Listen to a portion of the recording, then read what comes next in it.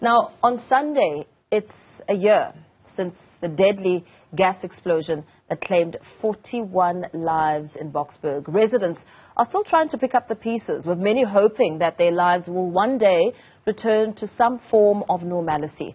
The explosion happened after a gas tanker got stuck under a bridge in the residential area of Plantation in Boksburg on Christmas Eve last year.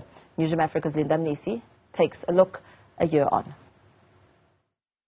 2 loud bangs and 41 people were dead. An unprecedented disaster that not only ripped the infrastructure but left survivors and society severely bruised. It's a year later and I meet up with Rose Mashaba, a resident who lives a stone throw away from the scene. There was a big bang. Then when we wake up, my son, the one who passed on, he came to my room and said, "Mama, did we hear that massive bang?" Then I was like, we went out. Then some of us went in. Then when the second or the third bang, it was where my kids banged and our house was on fire. Everything was on fire. We just thank the trees are the ones that saved us.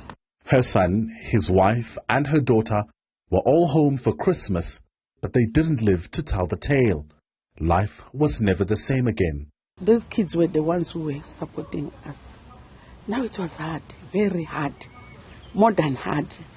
Sometimes our lights are off because we are owing municipality. Sometimes we don't have food, but there are people who are coming through for us, like Sikalo Food. They are giving us a voucher.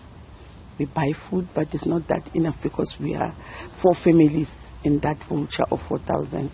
But it's something. I don't want to lie. Then another sponsor was Jacaranda FM. They gave us 50,000. Then it's the one that helped us repaint the inner part of the house because it was dark. Mashaba says they were made to register for a relief grant offered by the government, a lifeline of about 1,900, which they registered for in February. She says they're still waiting. The family's loss has even affected her grandchildren, who till this day are calling their parents' names.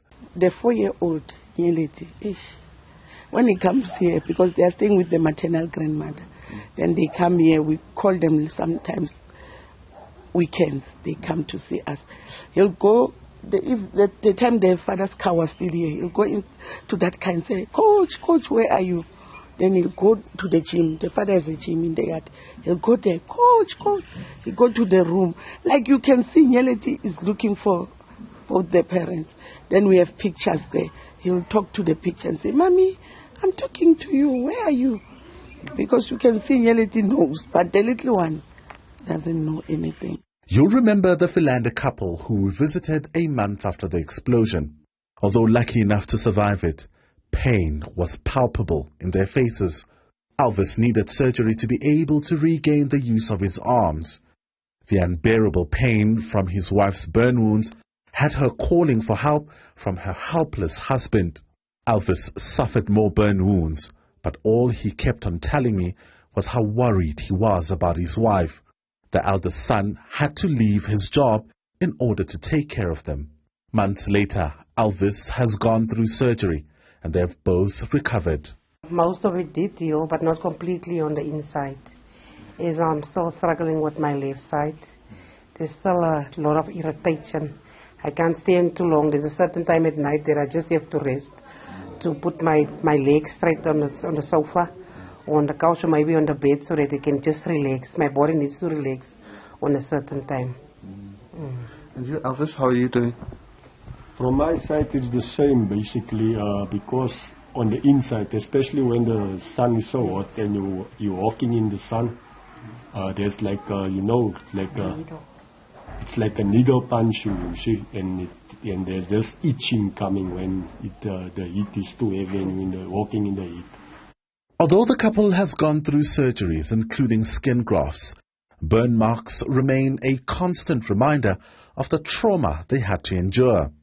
Alvis returned to work in June, lauding the treatment he received from the Pulusong hospital where he had been treated, but the months they spent healing cost them a lot.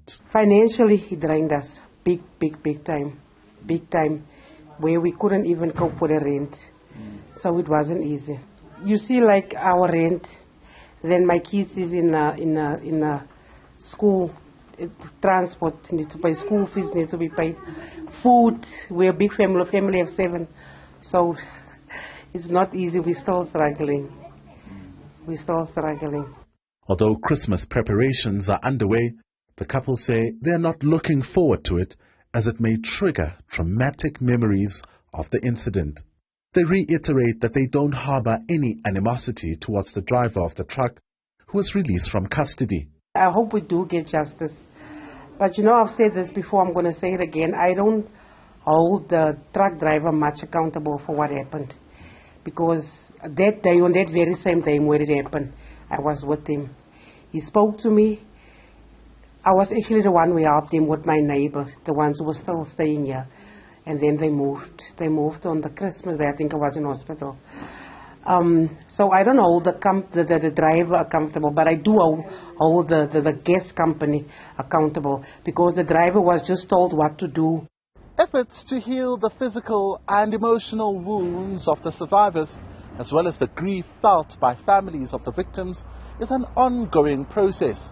They pick up the pieces with the hopes that their lives will be restored to some form of normalcy someday.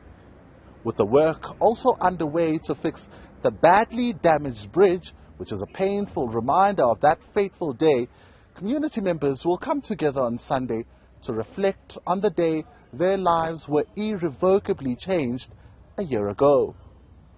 For Newzroom Afrika on Channel 405, I'm Mnisi in Boksburg.